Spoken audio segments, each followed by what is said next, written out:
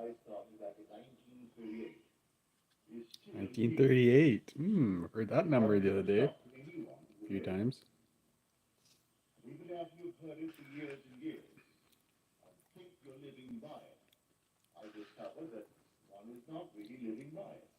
And it is that imagining creates reality. I say this because I identify imagining with God in action. To me, man is all imagination, and God is man, God's in action. and exists in us, and we in him. The eternal body of man is the imagination, and that is God himself. If by God I mean the creator of the universe, the maker and the master of the whole vast universe, and I identify that creator with the human Gaia. imagination, then man should be more careful as to what he is imagining. So I can give lip service to the statement, imagining creates reality. And yet if I'm observing the course of a day, if I observe what I'm imagining, I would find unnumbered moments in my life, in 124 hours or other, the waking 18, where I am imagining things I do not wish to experience. If I really believe that imagining creates reality, I would be more careful, more concerned about what I'm imagining. So I would give a lip service and say imagining creates reality and go blindly on imagining anything other than what I want to create, beginning with the morning paper and reacting to things that you do not know, whether they be true, they could be planted by some press agent, planted by some lobbyist you do not know. And here we react as we read, and then we go through life in just 24 hours. And find that most of the 24 hours we spend imagining what we do not wish to experience. If man would only look upon the world as a world of appearance, behind which the reality of imagining lay, he would find the truth. He would find God. And there's a story told in the 17th chapter of the book of Acts. Oh Now, boy. it's a story. The story is right. True or not, They're all stories. He's got that we right. just say that the men of Athens spent all day in the marketplace looking for a new idea, either telling one or hearing one. Then came upon the scene one called Paul. Paul the And they Antichrist. wondered, what has this Babylon to say? What is his new idea? And he told them the idea of Jesus and the resurrection. The idea. And we are told Another that story. Epicureans and the Stoic philosophers mocked and scoffed at it. Others say we will hear more The only about resurrection that happened is the Jews resurrected And he said to them, and this is all Judaism to ironic, Christianity. to read it carefully. He said, O men of Athens, I Christ see in insanity. every way you are very religious. For as I passed by, I observed the objects of your worship. And right away, that's irony. The objects of their worship.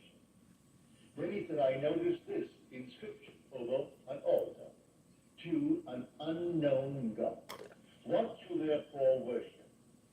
Unknown, I declare to you. Then he tells them of the only God, the God that created everything. And he is not a God afar off. He is indwelling. He is within every single being in the world, the God of the universe. Not made with hands. You wouldn't find him in a temple, in a church, in a cathedral, or the little objects of your worship. You make a man with your Little own trinkets. hand and worship him and call him Apollo. But here the God that I speak of is within everyone. That's the God. of whom I Divine, speak. sovereign, free. That's the God that raises from the dead. Well, they laughed and they mocked. Then we are told he went on from Athens to Corinth. What he performed there, no one knows. or the Athens ever took him up because they were the wise men. They were called the very learned men of the day. It happens today too, this cough. And anything that is not part of their great voluminous work. But I'm telling you, if, as Paul said to the Athenians, if you would only feel after him, you would find him. If you would feel after him, you would find him.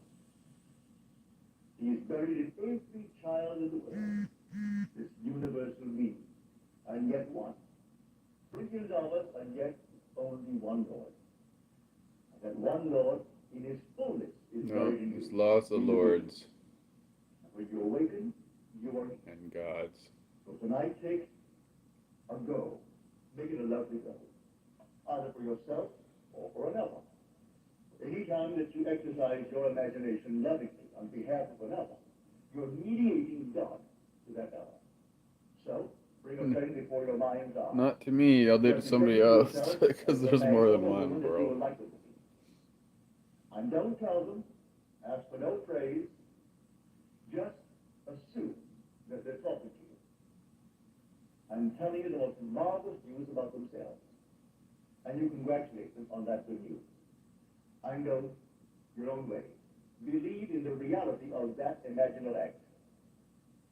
It may happen tomorrow. It may happen a day after, or a week later, or a month later. It has its own appointed hour, and it is ripening, and it's going to flower. So don't be concerned. Leave it alone. And it will come to pass. So this is what I mean by feeling is the secret.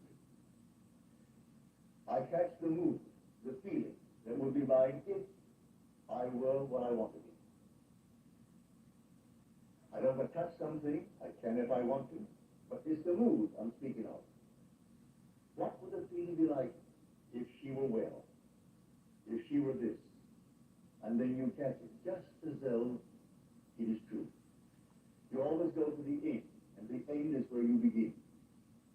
You're always imagining ahead of our evidence. So go to the end. And feel the end. And then, well, at that end, even though reason denies it, and your senses deny it. You turn your back upon the doubters. That is your senses, and what reason dictates. That's the hell, or the devil, or Satan in the world. That's the doubter. The adversary. So you turn your back upon it. And then you walk as though things were as you want them to be. And living in that assumption, it slowly hardens into fact. Even though at the moment of the assumption it was denied by reason, an assumption, though false, if persisted in, will harden into fact. So you learn to assume and learn to persist in the assumption. Never assume. Make an ass out of you and me. Alright, cousins. That's it for this morning. Did my meditation. Now I just gotta read. And then I'm heading out. Do some errands. Alright. One day before my birthday. Have a great day, everybody.